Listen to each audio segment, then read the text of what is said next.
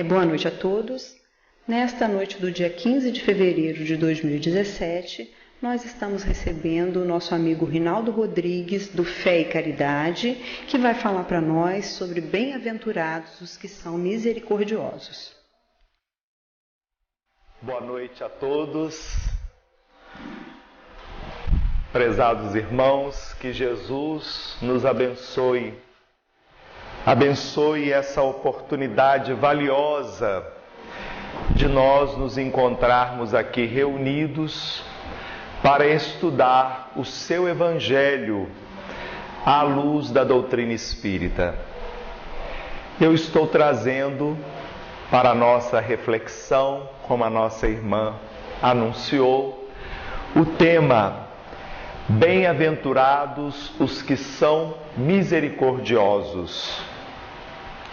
E para desenvolver as reflexões, os comentários em torno deste tema, baseei-me no capítulo 10 de O Evangelho segundo o Espiritismo. Neste capítulo, Allan Kardec, fazendo um estudo em torno desta bem-aventurança, colocará em destaque o perdão das ofensas e a indulgência para com as imperfeições do outro, para com as imperfeições do nosso próximo. O que nos levou então a preparar para os nossos comentários desta noite, as nossas reflexões, um entendimento em torno da misericórdia, do ser misericordioso, como aquele indivíduo que perdoa as ofensas e que é indulgente com as imperfeições dos outros, mas também que se compadece com a dor do outro. Refletindo sobre o que Kardec traz para nós, os textos que ele traz para nós neste capítulo, nos recordamos da questão 886 de O Livro dos Espíritos, quando Allan Kardec, naquele capítulo em que ele estuda a lei de justiça, amor e caridade, ele vai perguntar aos espíritos superiores qual o verdadeiro sentido da palavra caridade, como a entendia Jesus.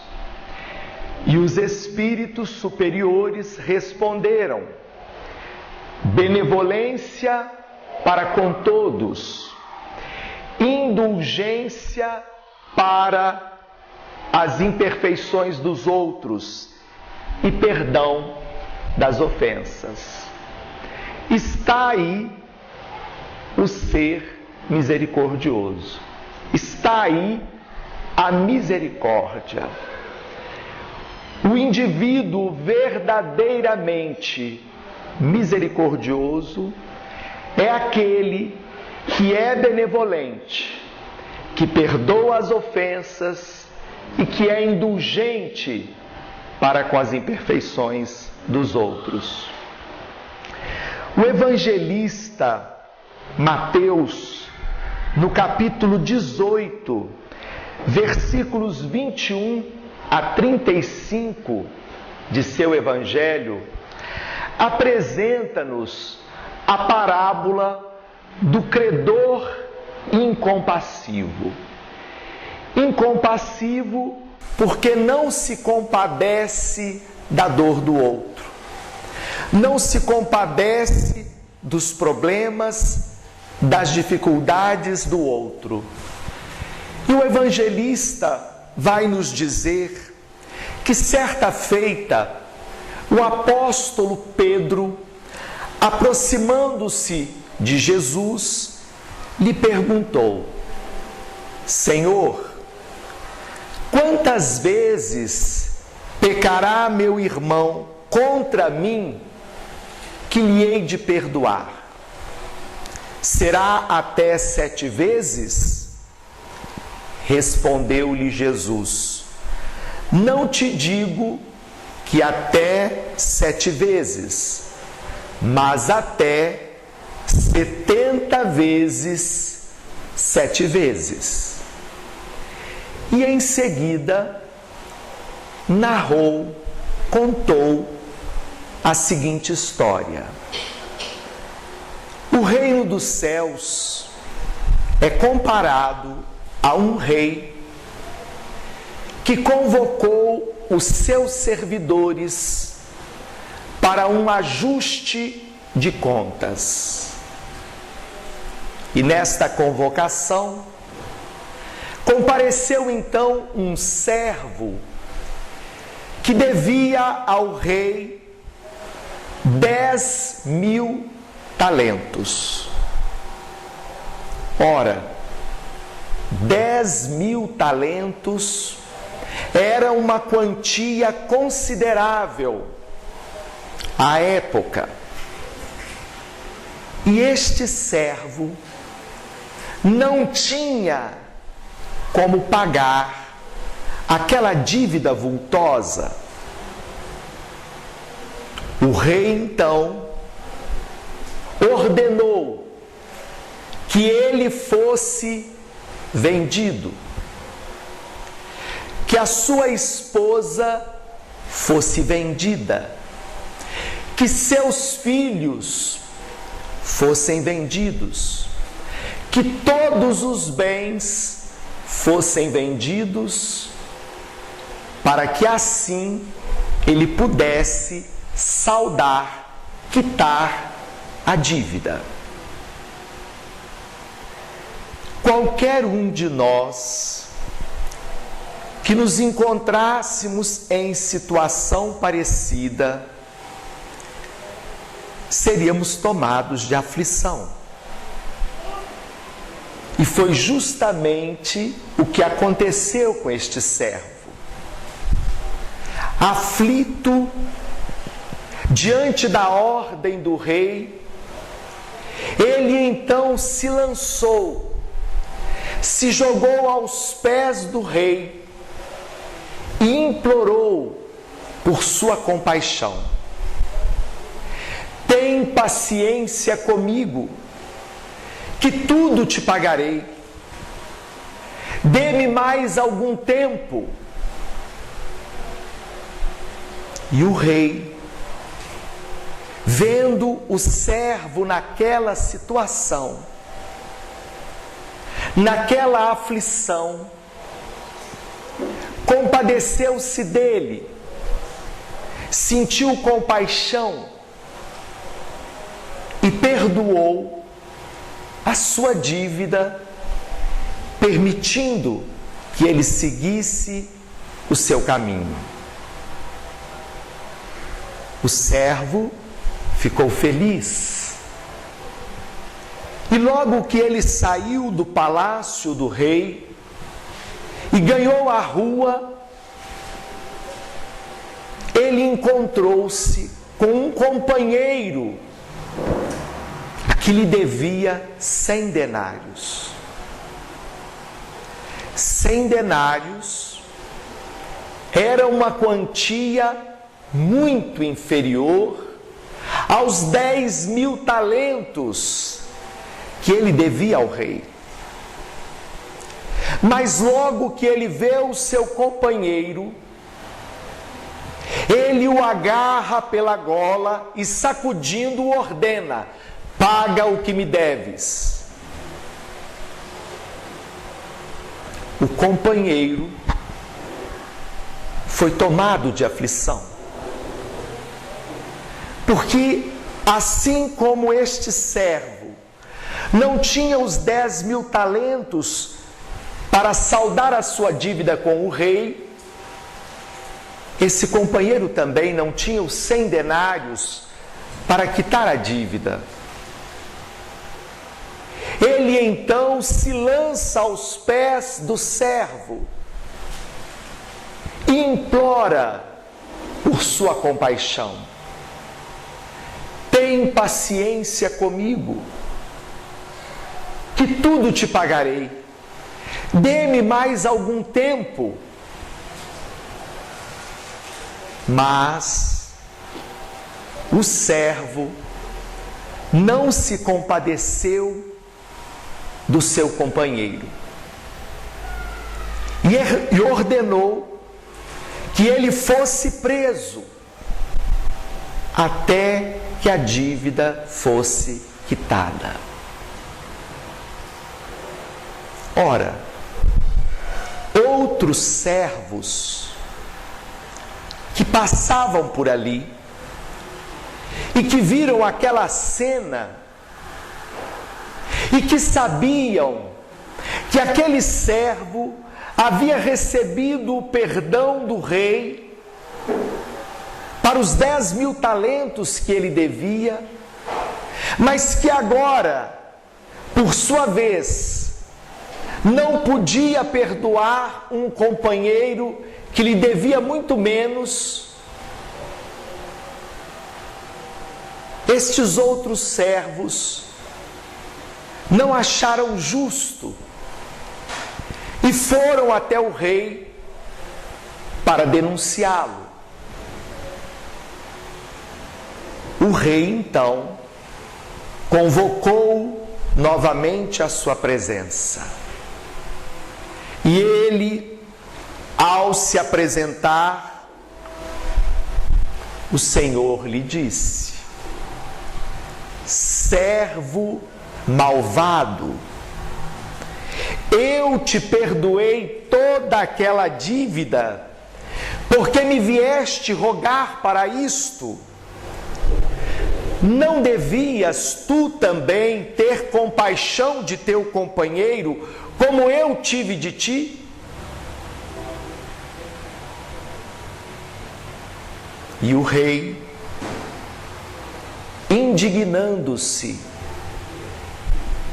entregou o servo aos verdugos até que ele pagasse toda a sua dívida.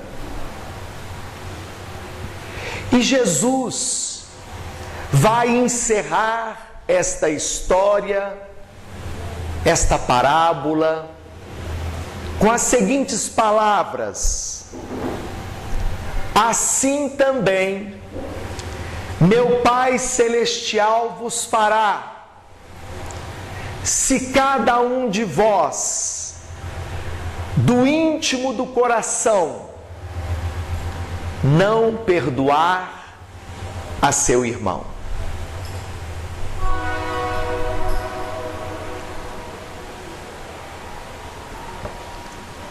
Amigos, a parábola do credor incompassivo retrata um pouco de nós. Dentro da sua simbologia, nós podemos dizer que o rei representa Deus, o nosso Criador, o Criador de todas as coisas. Nós poderíamos dizer o dono de tudo. O servo representa cada um de nós. Tudo aquilo que nós possuímos é uma concessão divina. E a qualquer momento, o Criador pode nos convocar a um ajuste de contas. Afinal, que tens feito dos bens que confiei a você? Esta parábola, ela nos fala da misericórdia divina e da sua justiça. O rei foi misericordioso com o servo quando ele viu a sua situação aflitiva, que ele não tinha condições de saldar a dívida, e o perdoou. Foi misericordioso. Mas ele também foi justo. Usou da sua justiça quando soube que este mesmo servo, que havia recebido o perdão, não pôde, por sua vez, perdoar um companheiro que lhe devia muito menos. Ele foi justo, mandando-o prender, até que ele quitasse também a sua dívida. A misericórdia divina e a sua justiça caminham juntas. Nós poderíamos dizer que neste momento da nossa vida, enquanto espíritos imortais, nós estamos desfrutando da misericórdia divina. Através desta oportunidade reencarnatória que nos é concedida. É a misericórdia de Deus para conosco. Mas nesta oportunidade reencarnatória, funciona também a sua justiça. Porque de tempos em tempos, bate na nossa porta a dona Dor, que vem nos cobrar, nos fazer, nos convidar a um ajuste de contas perante a contabilidade divina. Nós que somos espíritos milenares e que dentro da nossa bagagem trazemos não só as conquistas,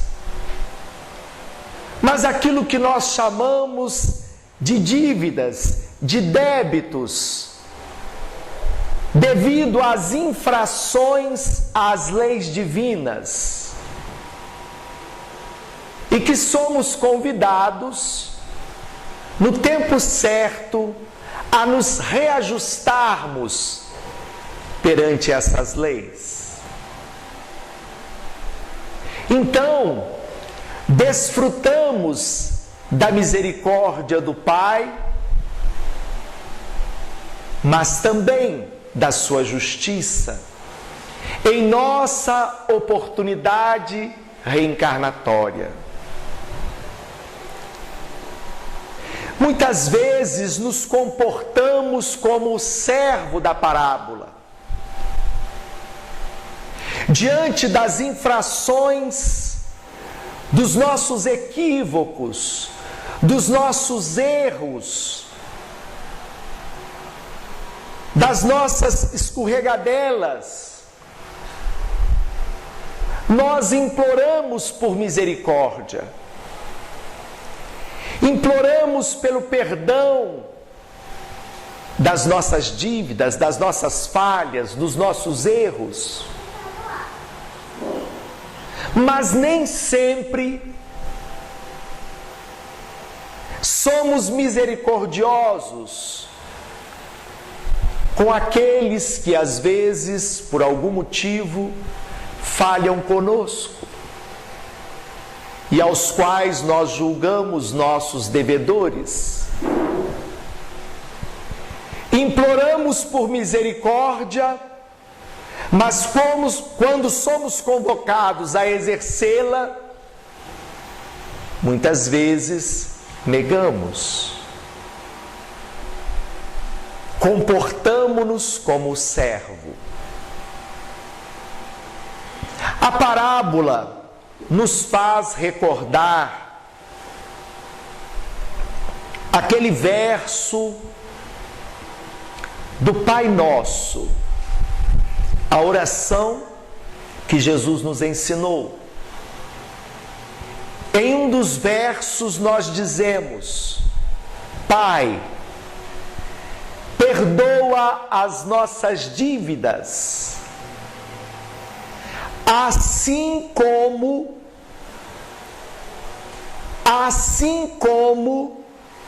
nós perdoamos os nossos devedores, ou as ofensas. Mas não sei se vocês já pararam para prestar atenção que quando nós usamos esse conectivo, assim como, nós estamos estabelecendo aí uma comparação. É como se disséssemos: Pai, o Senhor vai nos perdoar tal qual nós perdoamos o nosso próximo. Igual nós perdoamos o nosso próximo. Mas e se nós não perdoamos? Se nós não perdoamos, é como se nós estivéssemos dizendo: o Senhor também não precisa me perdoar. Mas às vezes nós pronunciamos tão maquinalmente as palavras e não atentamos para o que estamos dizendo. Ao orarmos e falarmos estas palavras, nós assumimos um compromisso de perdoar ao nosso próximo também. Mas a parábola do credor incompassivo também nos faz recordar da lei de causa e efeito, a lei de ação e reação. O que reza esta lei? Que conforme nós agimos, nós temos um resultado da nossa ação. Se eu planto o bem, naturalmente eu vou colher o bem. Se eu planto um jardim, eu vou colher flores neste jardim. Mas se eu planto o mal, é da lei, eu vou colher o mal. Se eu plantar espinheiros, eu vou colher espinhos. É a lei de causa e efeito, que nos faz recordar também das palavras de Jesus quando ele nos recomenda: fazei aos homens tudo o que queirais que eles vos façam. Particularmente, eu não conheço ninguém que deseje o mal para si mesmo. Em sã consciência, no pleno domínio das suas faculdades, todos nós desejamos o bem para nós mesmos. É ou não é? Então, consoante Jesus, se nós desejamos o bem para nós, nós também devemos fazer o bem ao nosso próximo. fazei aos homens tudo o que queirais que eles vos façam. Eu desejo ser amado.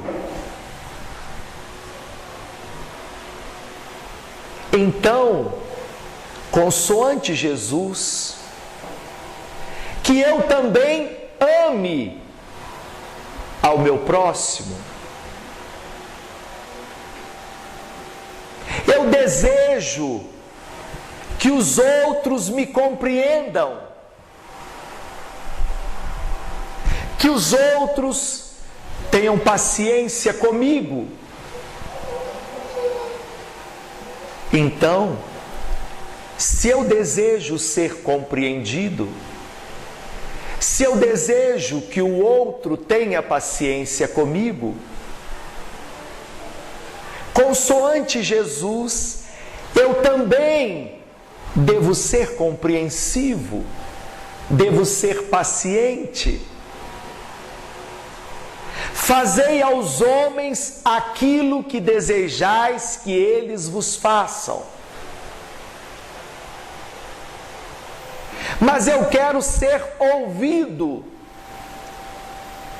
Quando eu tenho os meus problemas para desabafar. Mas já sondamos a nós mesmos se nós nos dispomos a ouvir o nosso próximo quando ele nos procura para falar algo conosco.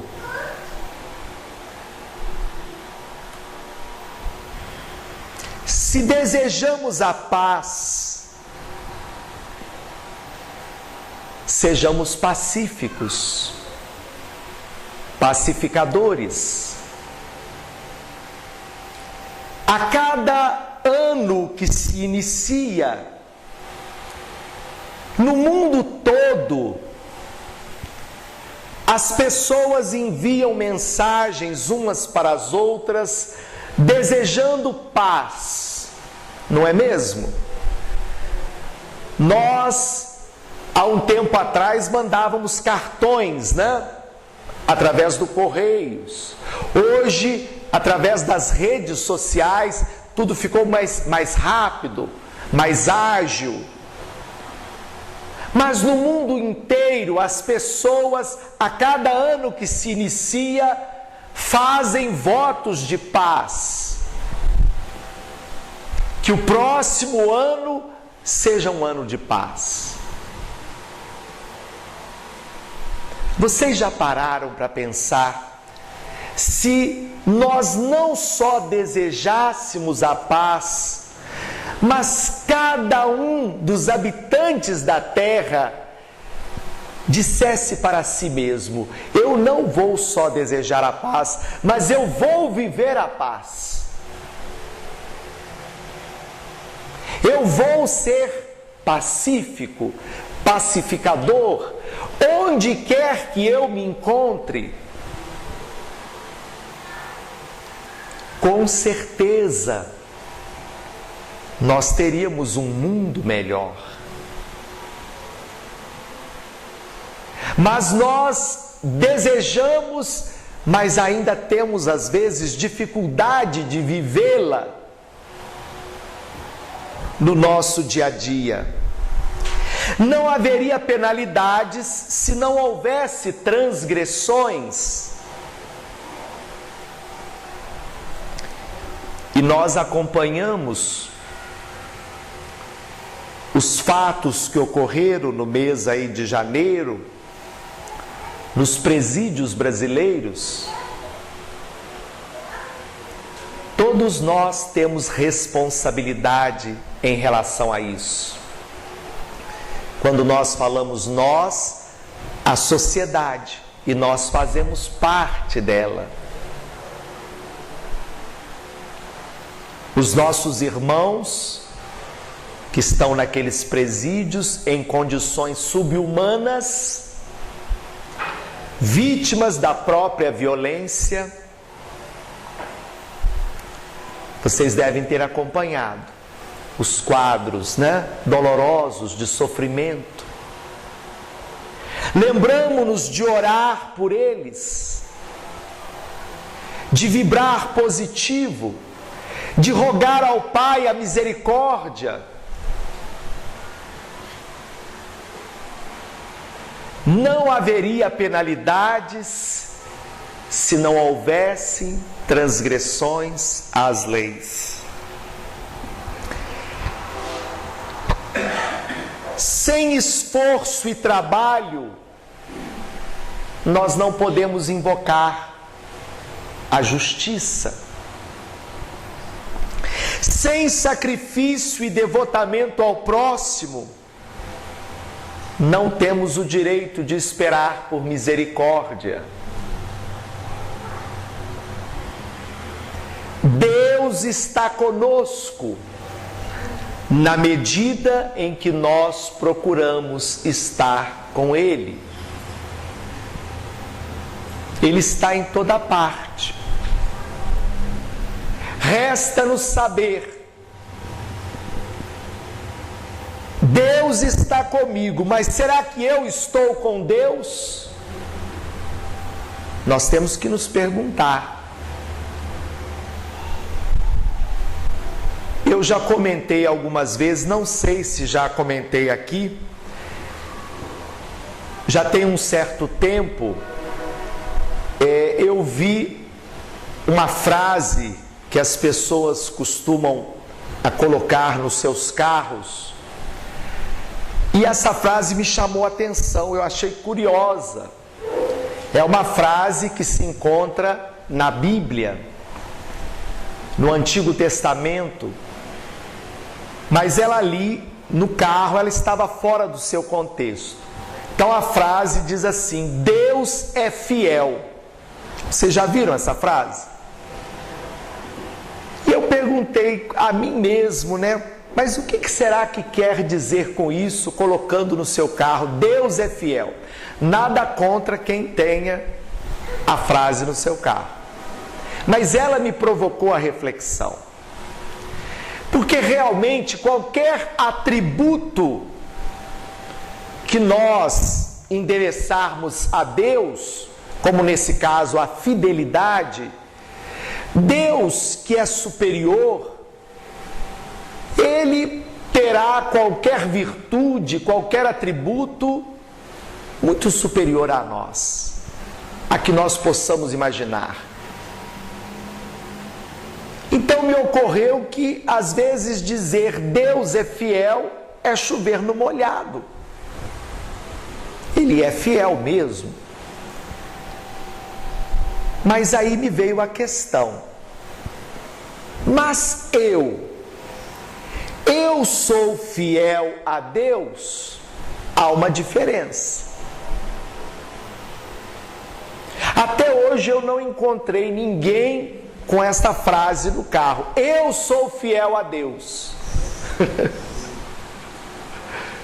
Porque realmente a responsabilidade aumenta, É mais fácil dizer que Ele é fiel a nós. Mas eu sou fiel a Deus? O que é ser fiel a Deus? É respeitar as suas leis? É cumpri-las? E aí é uma responsabilidade danada. Até eu não tive coragem de colocar a frase no meu carro também não.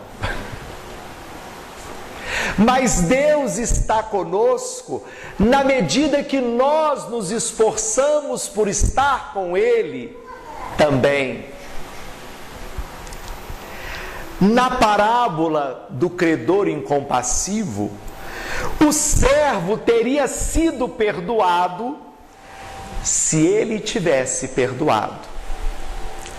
Seus débitos estariam quitados para com o Senhor se considerasse solvida a dívida do seu devedor. Mas como ele assim não procedeu, como ele fez ao outro, o mesmo aconteceu com ele.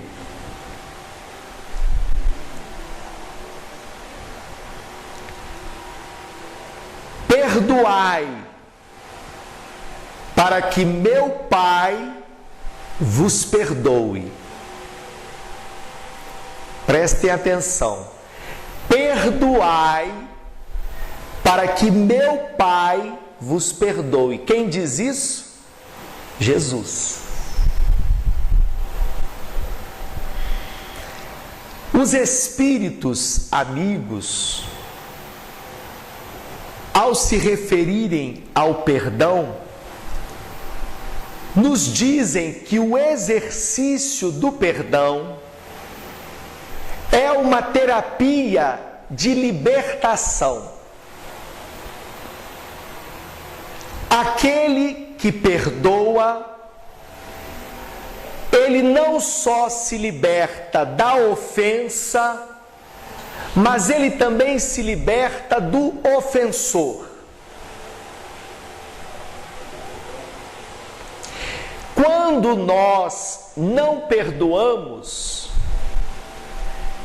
nós carregamos a ofensa nos nossos pensamentos e o ofensor também. Quando a gente vê a pessoa passando, lá vai o infeliz, ele me paga, ele não perde por esperar. Às vezes nós emitimos esses pensamentos.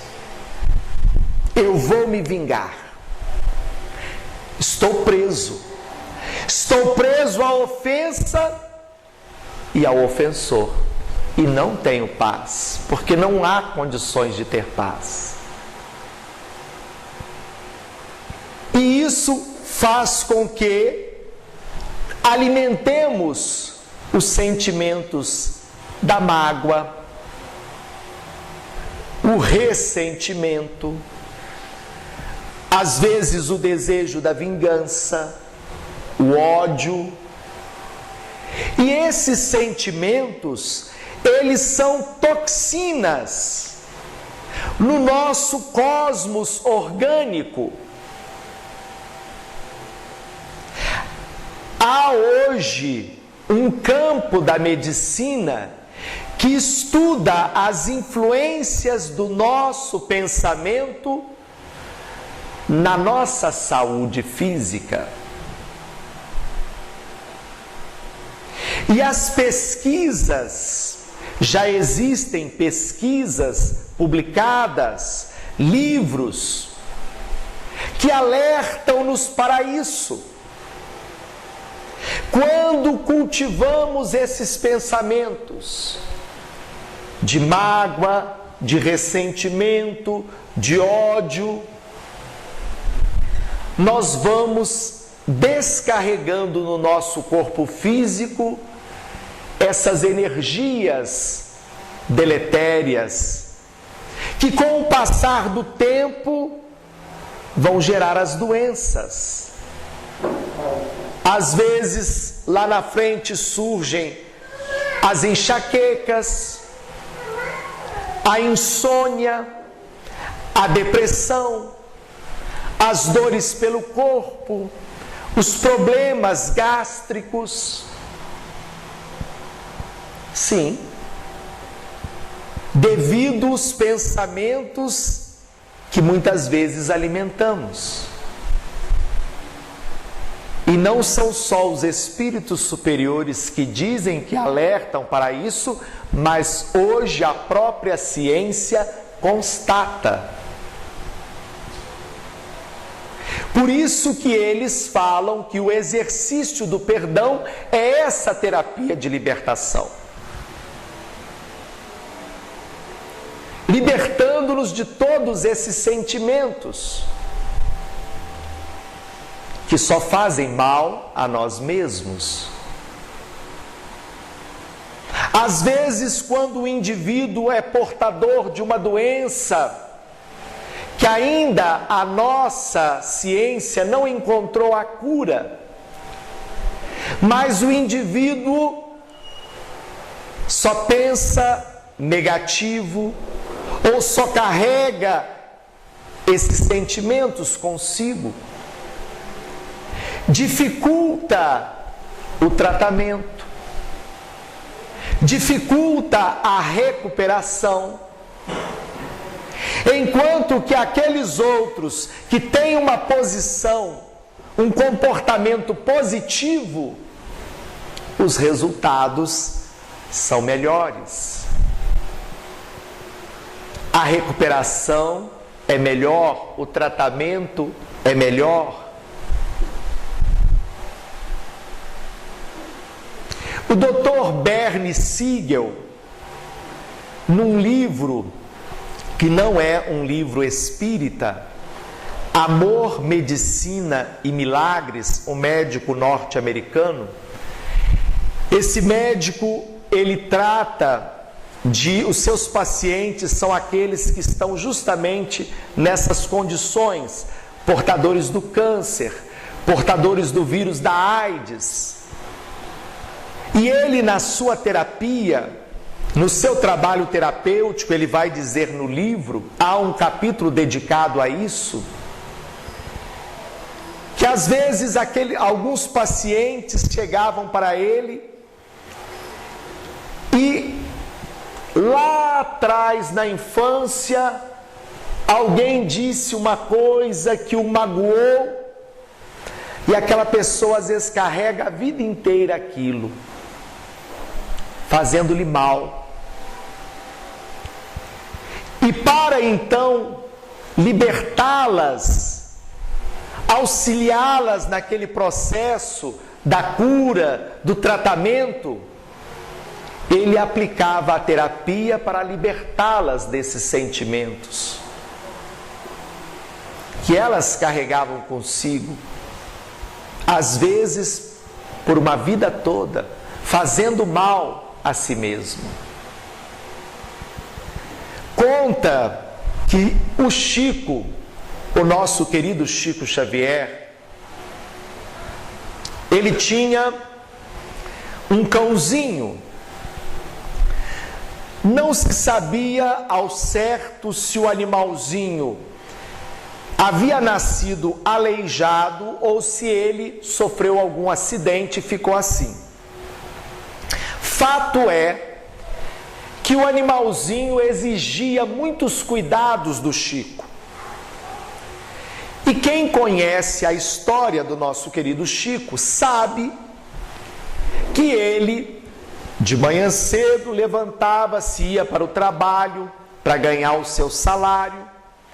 E logo após o trabalho, ele ia para o centro, para o trabalho, o auxílio àqueles que o procuravam. Às vezes ficava até de madrugada, no receituário, no atendimento, e chegava em casa de madrugada e ainda tinha que cuidar daquele cãozinho. Tinha que limpar o local onde ele ficava, de forma que isso exigia muito do Chico. E assim foi por muitos anos, até que um dia ele chegou em casa e o animalzinho estava morrendo. Parecia que ele havia esperado o Chico chegar para ele dar o último olhar para o Chico e morrer. O Chico enterrou o animalzinho no fundo do quintal, ficou triste naturalmente, mas a vida seguiu. Até que um dia, uma de suas irmãs chegou para ele e falou: "Ô Chico, você lembra daquele cachorro aleijado que você cuidava dele?" "Me lembro, sim." "Olha, Chico, ele não morreu naturalmente, não." "Não? O que aconteceu?" "A dona fulana, olha, Chico, ela via você chegar todo dia de madrugada e ter aquele trabalho todo com o cãozinho. Ela sentiu pena de você, Chico. Então ela deu veneno para ele." Ele não morreu naturalmente, ele morreu envenenado.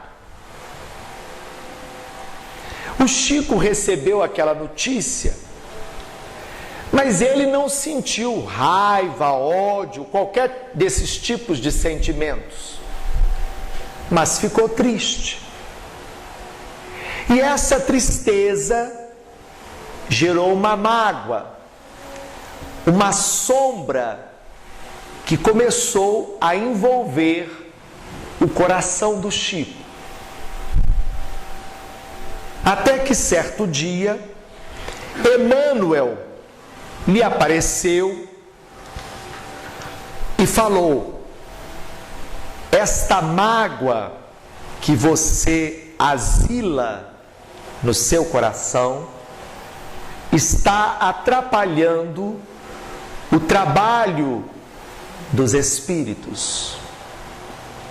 Você precisa se livrar dela. Mas eu não consigo esquecer, falou Chico. Mas você precisa. Como é que eu faço? Você precisa dar uma alegria a ela. Mas o ofendido fui eu. Eu que tenho que dar uma alegria a ela? Olha, Chico, a receita não é minha. É de nosso Senhor Jesus Cristo. Fazei bem aos que vos aborrecem. Leia o Evangelho. E o Chico, como ele era obediente e resignado, foi descobrir o que aquela senhora gostaria de ganhar que lhe fizesse grande alegria. E ele descobriu que ela gostaria de ganhar uma máquina de costura. Aí eu pensei comigo, imagine se o nosso inimigo quiser um carro. Uma brincadeira. Mas o Chico foi, conta a história que ele foi e comprou a máquina para pagar em longas prestações. No dia que ele foi levar a máquina para essa senhora, logo que ela viu ele chegando, ela correu ao encontro dele e deu aquele abraço afetuoso, carinhoso no Chico. E quando ela deu aquele abraço, dela desprendeu-se uma luz que envolveu o coração do Chico e aquela sombra se dissipou. E aí a história termina dizendo: eis aí uma receita para quem comete a imprudência de carregar a mágoa no coração. Mas nós dissemos no início do estudo, que ser misericordioso é também ser indulgente para com as imperfeições do nosso próximo. Mas o que é ser indulgente? Ser indulgente é não julgar, não condenar a ninguém. Quando nós apontamos o dedo para alguém, lembremos-nos que há 3 voltados para nós. Quem de nós que não erramos, que não falhamos, que não nos equivocamos? Mas às vezes nós sentimos prazer quando vemos alguém em falta ou em erro, em comentar o erro, em colocar o erro em evidência, em destaque. Isto caracteriza a falta de indulgência de nossa parte.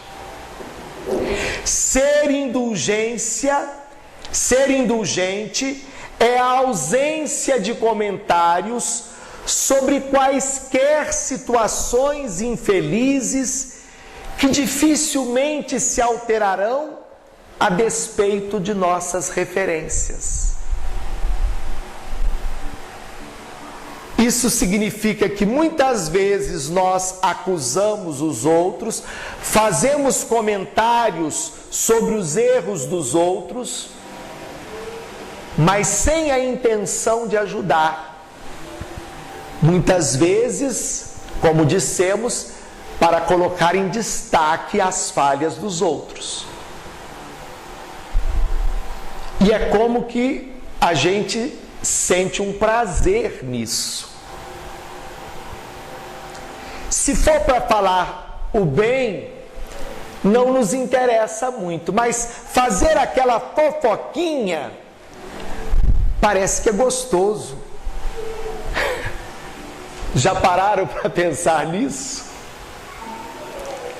Lembremos-nos daquela passagem do Evangelho: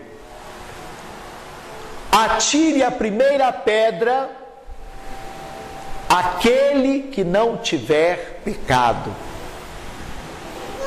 É Jesus. Quando lhe apresentaram o marido traído, apresentou-lhe em praça pública, junto com o seu séquito, a mulher que foi pega em adultério. E todos estavam com as pedras na mão, as mãos fechadas, prontos para apedrejar. Mas o mestre olha aqueles homens e com o seu olhar, como se penetrasse no fundo da alma, da consciência de cada um, como se atrevem? Atire a primeira pedra aquele que não tiver pecado.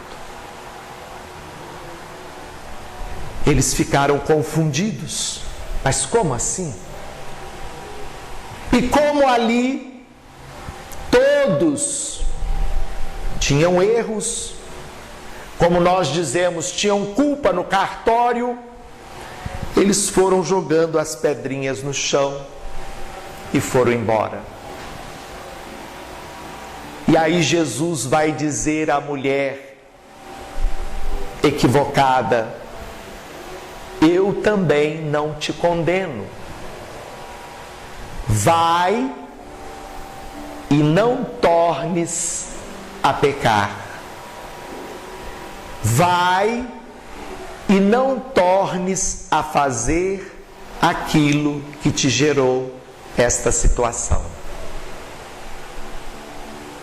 Mas ser indulgente também é saber oferecer a orientação segura e, sobretudo, alicerçada no Evangelho de Jesus, àqueles infelizes que já possam ser sensibilizados para reformarem os seus impulsos inferiores. A gente talvez se pergunte: mas será que eu não posso, ao ver alguém, ao ver um amigo em erro, alertá-lo? É nosso dever. Mas é diferente de fazer propaganda e colocar um outdoor para o erro dele. Se é nosso amigo, nós vamos nos aproximar em particular e vamos conversar. Meu amigo, o que você está fazendo não está legal. Você vai prejudicar a si mesmo e outras pessoas. Reflita, não faça isso. Nós podemos fazer isso. Mas isso é diferente de propagarmos, de denunciarmos o outro em praça pública para que o seu erro fique em evidência. Então, meus amigos, conforme Allan Kardec nesse capítulo, bem-aventurados os que são misericordiosos, nos recomenda o perdão das ofensas, a indulgência para com as imperfeições do outro, a compaixão diante da queda, do sofrimento do outro.